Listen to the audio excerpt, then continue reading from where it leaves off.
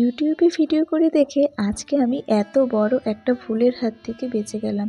তার জন্য ইউটিউবকে জানাই অনেক অনেক ধন্যবাদ আমার পক্ষ থেকে। তাহলে চলো বন্ধুরা, আজকে আমি তোমাদের সাথে সেটাই শেয়ার করে নেব যে ইউটিউবে ভিডিও করতে গিয়ে আমি হঠাৎ করে কি এমন উপকার পেলাম। নমস্কার বন্ধুরা, কেমন আছো তোমরা সবাই? রিয়াজ ওয়ার্ল্ডের আরেকটা নতুন ভিডিওতে তোমাদের সবাইকে জানাই আরও একবার স্বাগতম আর অনেক অনেক অভিনন্দন। বড়দের প্রতি আমার প্রণাম আর ছোটদের প্রতি আমার স্নেহ ভালোবাসা দিয়ে আমি আজকের ভিডিওটা শুরু করলাম। আর আমি রিয়া, আজকে চলে এসেছি আরেকটা নতুন ভিডিও নিয়ে তোমাদের সাথে শেয়ার করতে। চলো তাহলে সবাই মিলে একসাথে আজকের দিনটা শুরু করা যাক। আজ বৃহস্পতিবার আর ভোরবেলা থেকেই না এদিকে একটু বৃষ্টি হয়েছে। তো সকালবেলা যখন আমি বাইরে গিয়েছিলাম মর্নিং ওয়াক করতে আর স্কিপিং করতে, তো সেই সময় দেখি উঠোন ফুটন সব ভেজা। এমনিতে যদিও আমি মর্নিং ওয়াক ছাদেই করে নিই, তবু স্কিপিংটা আমি যেহেতু নিচে করি, বাইরে করি, তো সেটা ওই জন্য আজকে কিন্তু আর করতে পারিনি। কারণ ওই যে বললাম সকাল থেকে একটুখানি কুয়াশায় বৃষ্টির মতো করে পড়ছিল। তো আজকে শুধু মর্নিং ওয়াক করে নিয়েছি। আর এখন দেখো লেবু আর মধু দেওয়া জলটা খেয়ে বিছানাটা গুছিয়ে নিতে চলে এসেছি। আর মা ওইদিকে বাইরের কলে কাজটা করছে। আর এদিকে আমার ছোট বোনও পড়তে গিয়েছিল, কিন্তু পড়ার থেকে ও না বাড়ি চলে এসছে হঠাৎ করে। বলছে ওর নাকি হঠাৎ করে শরীরটা ভীষণই খারাপ লাগছে। আসলে ওকে এত বারণ করা হয় যে হাবি জাবি এটা ওটা সেটা না খেতে, কিন্তু কিছুতেই না কথা শুনতে চায় না। আসলে বাচ্চা মানুষরা যা করে।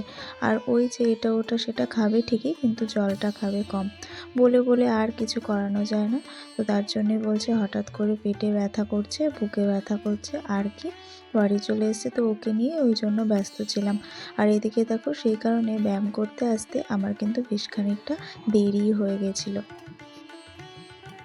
আর ছোটো বোনও বাড়িতে আসার পরে ওকে একটুখানি ওষুধ দেওয়া হলো আর জল টল খাওয়ানো হলো।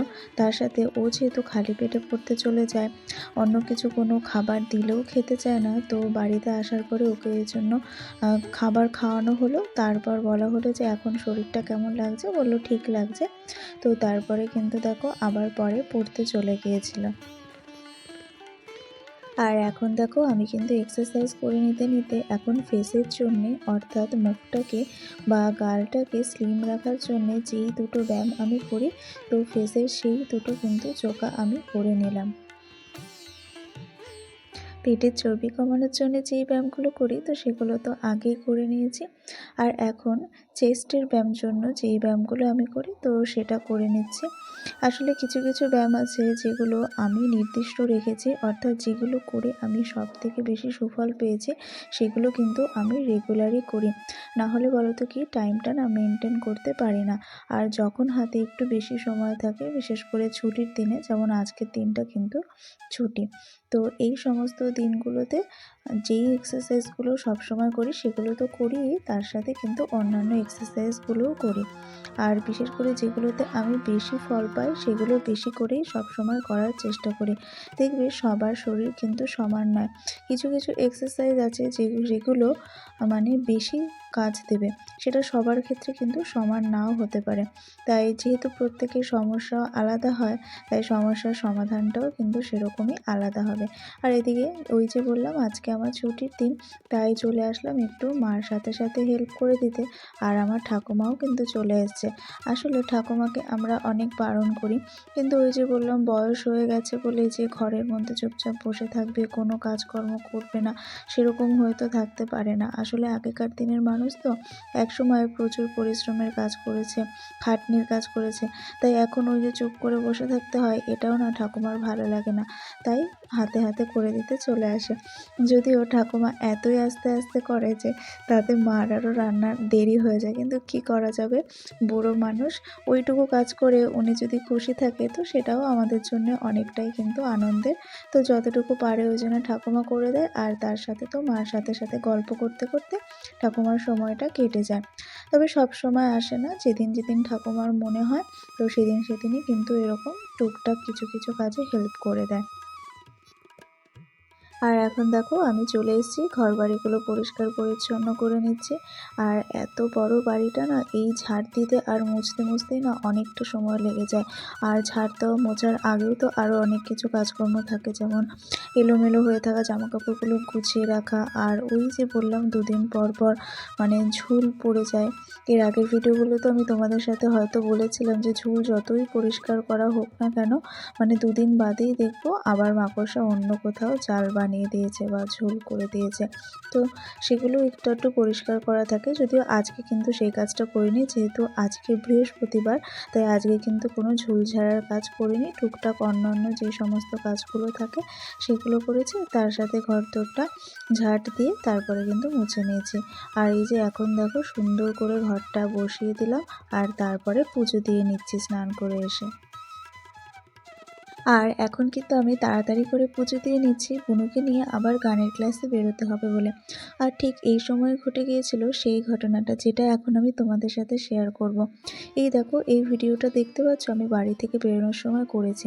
তো তারপর তো স্টেশনে চলে এসেছি, ট্রেনে চেপে হঠাৎ আমার নাকে আমার হাতটা যায়, নাকে হাত দিয়ে দেখি নাকের ফুলটা কিন্তু আমার নাকে নেই। তো ভীষণই সেটা নিয়ে চিন্তিত হয়ে পড়ি। আর কখন হারিয়েছে, কিভাবে হারিয়েছে আমার কিছুই মনে পড়ছে না, কারণ তৎক্ষণাৎ আমি জানতে পারি নাকে হাত দিয়েছে ফুলটা নেই, কিন্তু তার আগে কতক্ষণ আগে হারিয়েছে সেটা তো আমার খেয়াল নেই। তো সাথে সাথে আমি বাড়িতে ফোন করে মাকে বলি, তো মা একটু বকাবকি করে, সেটাই স্বাভাবিক। তো তারপর আমি ভাবলাম যে আমি তো বাড়ি থেকে বেরোনোর সময় ভিডিও করছিলাম, দেখি তো তখনও নাকের ফুলটা আমার নাকে ছিল কিনা। তো আমি ভিডিওতে দেখলাম যে আমার নাকে কিন্তু তখন ফুলটা ছিল না। দিয়ে তখন আমি মাকে বললাম যে ঠিক আছে, তুমি আর বাবাকে বাইরে বেরিয়ে খুঁজতে বলো না, রাস্তাঘাটে এমনিতেও পাবে না। আমার মনে হয় আমি যেহেতু বাড়ি থেকে বেরোনোর সময় ভিডিও করছিলাম, তখন যেহেতু নাকে ফুলটা ছিল না, তাহলে হয়তো ওটা বাড়িতেই কোথাও হারিয়েছে, তুমি একবার খুঁজে দেখো। তো আমার কথা শোনা মাত্রই মা কিন্তু সারা ঘরে, মানে যেই সমস্ত ঘরগুলোতে আমি গেছি, তো সেই সমস্ত ঘরগুলো ভালো করে খুঁজে দেখে, কিছুতেই পায় না। তো তারপরে আমাদের যে উঠোনটা আছে সেখানে আমি রোদে দাঁড়িয়ে চুলটা আঁচড়াচ্ছিলাম, তো মা সেইখানটায় যায়। তো সেখানে গিয়ে দেখে যে সেখানে ওই নাকের ফুলটা পড়ে আছে। তো সেই জন্যে আমার মনে হলো যে আজকে আমি ইউটিউব করছি বলে, আর ইউটিউবের জন্যে ভিডিওটা করছি বলেই কিন্তু আমি আজকে নাকের ফুলটা খুঁজে পেলাম। না হলে ওই জিনিসটা যে কোথায় হারিয়েছে, কখন হারিয়েছে, এগুলো কি আমি কিচ্ছু জানতে পারতাম? মানে কিছু বুঝতেই পারতাম না। আর মাও এদিকে বাবাকে হয়তো খোঁজাখুঁজির জন্য বাইরে পাঠিয়ে দিত, আর বাবা শুধু শুধু নাজেহাল হয়ে বাড়ি ফিরে আসতো। আর আসল জিনিসটা যে আমাদের বাড়ির উঠোনেই ছিল, আর সেটা যে ওইখান থেকে অন্য কোথাও হারিয়ে যেত না সবার পায়ে পায়ে, তার কি মানে আছে বলো? তাই আমি কিন্তু আজকে ভিডিও করছি বলেই আমার এই সোনার জিনিসটা হারিয়ে গেছিলো, তাও কিন্তু আমি খুঁজে পেয়েছি। এটাই কিন্তু আমার কাছে না একটা দারুণ পাওনা, জানো তো? ভীষণ আনন্দ হচ্ছিল যে যখন আমি ফোনে শুনতে পেলাম যে মা বলল পাওয়া গেছে। বলো মাগো কৃপা করি কি পাপের ফলে পদ্মবাসী নরনারী দুঃখে সদা জলে আশ্বাস দানিয়া তারে বিদায় করিল অতঃপর লোক। আর বাড়ি ফিরে সন্ধ্যা দিয়ে নিয়েছি, আর এখন চলে এসেছি রাতের খাবারের আয়োজনের পর্বে। তাহলে আজকের ভিডিওটা আমি এখানেই শেষ করলাম। এতক্ষণ অবধি যারা আমার সাথে ছিলে তাদের জন্য অসংখ্য অসংখ্য ধন্যবাদ। ভিডিওটা যদি ভালো লেগে থাকে লাইক করে দিও, শেয়ার করে দিও। আর আমার চ্যানেলে যদি নতুন বন্ধু হয়ে থাকো, চ্যানেলটাকে সাবস্ক্রাইব করে অবশ্যই পাশে থেকো। সুস্থ থেকো, ভালো থেকো সকলে। টাটা।